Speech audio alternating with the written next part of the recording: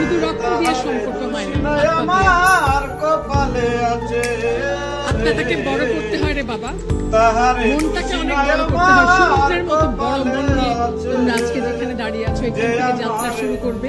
এটি আশা করি কোন রকম মন ছোট করবে না, কোনোভাবে একটু কার্পণ্য করবে।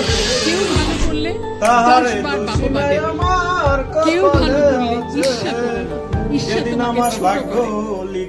এবং আরেকটি জিনিস মনে রেখো, আমাদের জীবনে আমরা এমন একটা জায়গায় এসে পৌঁছেছি যেখানে আমরা শুধু কিন্তু তীর্যক সমালোচনায় মেতে থাকি, সমালোচনা থেকে গঠনমূলক যেন আজকে দাঁড়িয়ে সমালোচনা যেটা করছো, যাকে সমালোচনা করছো তাকে গিয়ে পরের মুহূর্তে জড়িয়ে ধরে বলতে পারবে যে ভাই আমি তোমার ভালো চেয়েছি,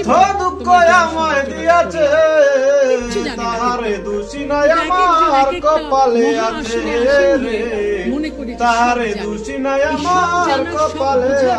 থেকে নিজেদেরকে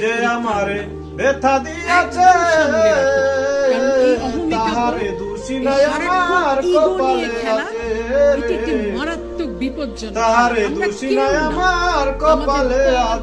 আমাদের বর্তমান পরিস্থিতি যত বড় লোক হই, যত শক্তিশালী হই, কেউ না মনের মতো হইলে বন্ধু রাখতো পাশে, কত কল্যাণ আমি মনের মানুষের বন্ধুর কাছে, মনের মতো হইলে রে বন্ধু রাখতো পাশে।